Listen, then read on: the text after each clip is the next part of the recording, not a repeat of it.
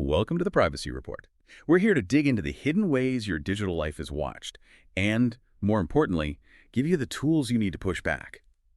Today, we're focusing on, well, probably the biggest player in your online world, one you can't avoid. Your internet service provider, your ISP. It's the gateway, right? And, we all get a bit complacent. We see the little padlock HTTPS or maybe using cognito mode and think, okay, I'm covered. But the reality is quite different. Your ISP is always there, silently observing everything that flows through your connection, home or mobile. It's like a utility, electricity, or water. And that gives them, frankly, enormous power. That really is the heart of it, and our goal today is to unpack that power a bit. We want to lay out exactly what info your ISP is actually logging, why that matters, for your digital rights. And then the crucial part, what concrete steps can you actually take to make your traffic, well, basically opaque to them? You don't need to be a network guru for this. Absolutely. And just before we dive into the nuts and bolts, a quick heads up. Yeah, you can get summaries of our discussions and the tools we mentioned just sent right to your inbox. Just subscribe to our newsletter over at theprivacyreport.net. Okay, let's get started. The basics. We know encryption, like HTTPS, hides the content. But say I'm on my home Wi-Fi doing some online banking. It's all secure. What's still exposed? What is the ISP log just because they're providing the connection? Right. The fundamental issue is that link they have between your online activity and who you are in the real world. Your ISP logs your unique IP address. They know exactly which customer, which account that IP belongs to at any given time. So that immediately creates this undeniable link. All activity, even the encrypted stuff, traces back to your account. Your name, your address, poof. Anonymity at the ISP level. It's basically zero by default. And beyond just who you are, they see the shape of your traffic. Think of it like the envelope, not the letter inside. They can't read the encrypted content, but they see the package size, the timing, where it's going. So if you suddenly start using a ton of data consistently between, say, 8 and 10 p.m. every night, they don't know what show you're watching, but they can make a very educated guess you're streaming video. Or maybe lots of small, quick data burst to a specific server. Looks like chat, maybe intense gaming, large file transfers. They get a sense of the activity just from these metadata patterns. Okay, and that brings us to something many people call the Achilles heel of internet privacy, right? The DNS request. For listeners maybe not deep into network stuff, explain this. Why is this lookup where your browser asks, hey, what's the address for google.com? Why is that such a weak spot? It's because it happens before you establish that secure, locked connection. And usually, unless you've specifically changed things, that request goes straight to your ISP's own servers, unencrypted. So think of HTTPS like that locked room. Once inside, your conversation's private. But the DNS request, that's you walking up to the building and shouting to the guard outside the ISP, hey, I'm about to go into this specific building. Huh. So yeah, even if the website visit itself is eventually secured with HTTPS, they log that initial lookup. They know which websites you're visiting, every single domain. That builds up a massive and very valuable record of your interests and habits. Wow. Okay, so they don't need to read my shopping list or my emails or know what political forum I'm on. They just need to see I visited 5 different eco-friendly product sites, 3 stock market analysis pages, and spent an hour on, I don't know, a niche hobby forum. And boom, they've got a pretty detailed picture of me without ever seeing the content. The metadata tells the story. It's the ultimate shortcut, really. Metadata is just so much easier, cheaper to process, store, and sell than grabbing full content. And they have several ways to maximize its value. Like we said, DNS tracking is huge because, well, almost everyone just uses the ISP's default DNS, but it gets more sophisticated. Many ISPs, especially the bigger ones, use something called Deep Packet Inspection, DPI. Now, this doesn't try to break the HTTPS lock. Instead, it looks at the outer layers of the data packets flying by, sort of like examining the package without opening it. They analyze headers, flow characteristics. Can you give an analogy? How can they figure out what I'm doing without reading the data itself? Sure. Imagine the post office. They don't open your package, right? But they weigh it. They see the size, the sender, maybe the label style, the shipping service used. If it's exactly, say, 500 grams, comes from Amazon, uses next day delivery, they can make a pretty good guess it's a standard book. DPI is kind of similar. By looking at the signature of the traffic, the pattern of packet sizes, the timing, the back and forth, they can often identify the specific type of application or protocol being used. So they might be able to spot a VPN connection signature or a specific video chat app or peer-to-peer file sharing, even though the actual data inside is scrambled. And that signature analysis, that's what's called traffic fingerprinting. So like a video call sends data differently than downloading a big file. A constant stream versus little bursts, and they can tell. Exactly. We've seen reports showing ISPs can identify activities just from these patterns.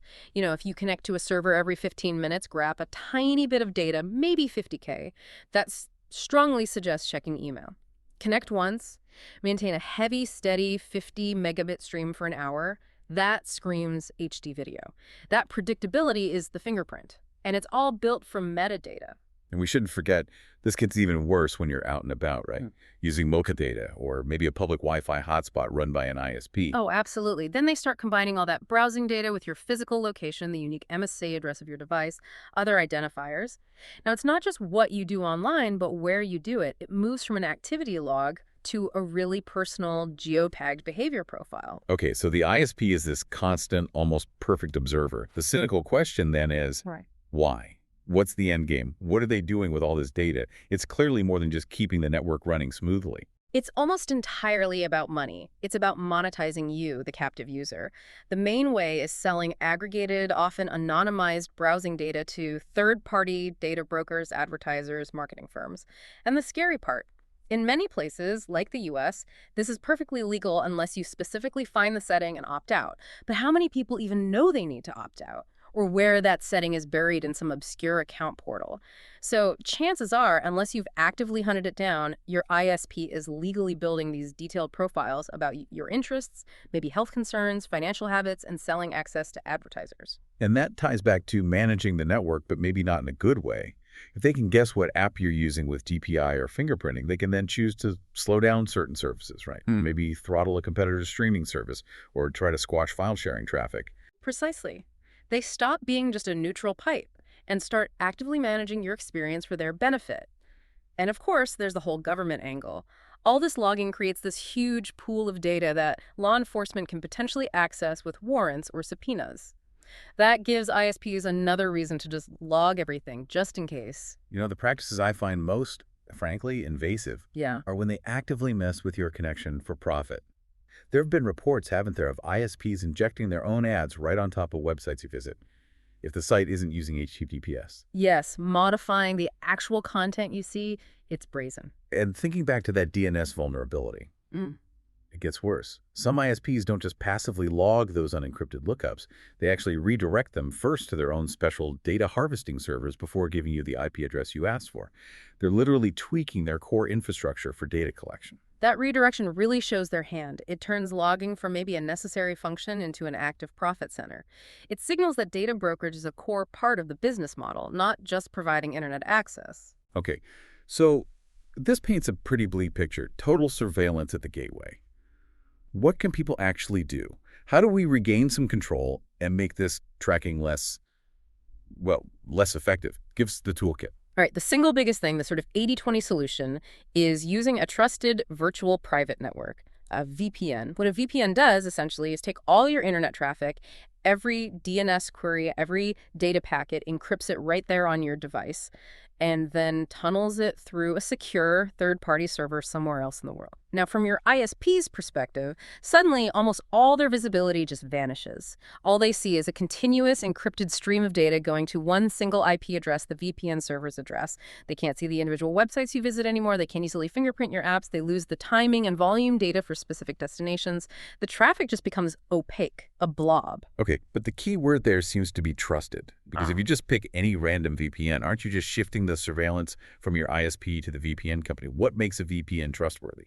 That's absolutely critical. You need to look for VPN providers with explicit, ideally audited, no logging policies. They should be upfront about how they operate, where are they based. Is it a country with strong privacy laws or one known for intelligence sharing? There have been too many cases, especially with free or suspiciously cheap VPNs, where they were caught logging user data and selling it themselves. You need a provider whose business is genuinely selling privacy and security, not your data. It's worth paying for a reputable service. Makes sense. Okay, VPN is the big one. But let's tackle that DNS vulnerability directly. Even if someone isn't ready for a full VPN, what's the specific fix for those leaky domain lookups? Yeah, the specific fix there is to switch to encrypted DNS protocols. The main ones are DNS over HTTPS, DOH, or DNS over TLS, DOT. Instead of sending those website address lookups plain and unencrypted to your ISP, you configure your device or browser to send them encrypted to a third-party DNS provider like Cloudflare, Google, or Quad9. Because the DNS request itself is wrapped inside an encrypted HTTPS tunnel, your ISP just sees you talking to, say, Cloudflare's server. They can't read the actual domain name you asked for inside that tunnel. It plugs that specific leak, the "which website am I visiting" problem. Got it. And then for really stepping up the anonymity, especially for sensitive stuff, there's Tor, right? Right. Tor is kind of the gold standard for anonymity, though it comes with trade-offs. It routes your traffic through multiple layers of volunteer-run servers around the globe. The big advantage is your real IP address gets hidden, bounced around. It makes it incredibly difficult for anyone, even the final exit node server, to link the traffic back to you directly.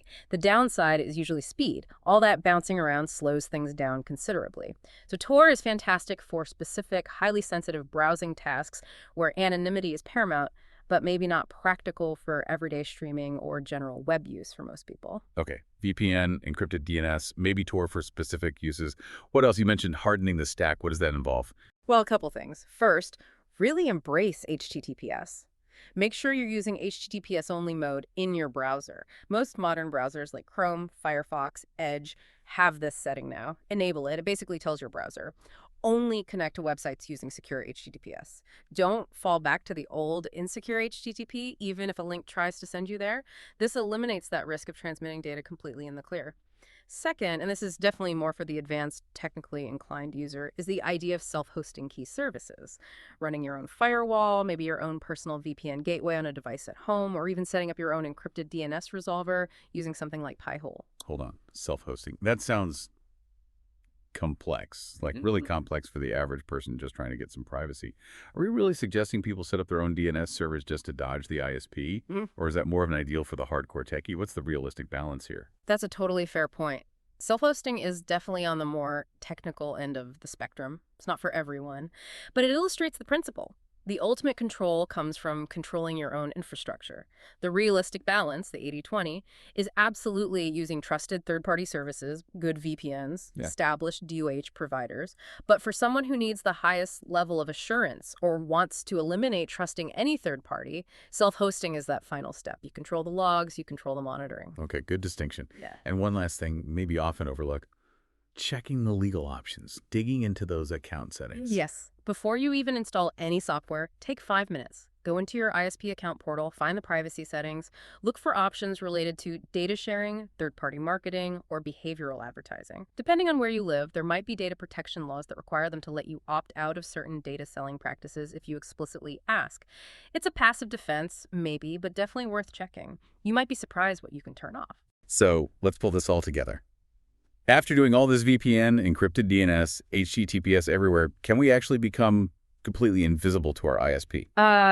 No, not completely. Your ISP will always know your account is active. They know you, the subscriber, are connected. They'll see some data is flowing, probably to a VPN server address. They know the total volume. But the goal isn't perfect invisibility, which is likely impossible. The goal is to make their tracking effectively useless for building those detailed profiles. By using this toolkit, the VPN, the DOH, the browser hardening you transform their view. Instead of seeing a crystal clear map of everywhere you go online, they just see encrypted noise going to one place. Their detailed behavioral profile turns into, well, basically random static. That's the win. You make the data they can collect largely meaningless. And that really brings us back to the unique power the ISP holds. You know, you can choose to ditch a social media app or switch search engines, but you can't just not use an ISP if you want to be online.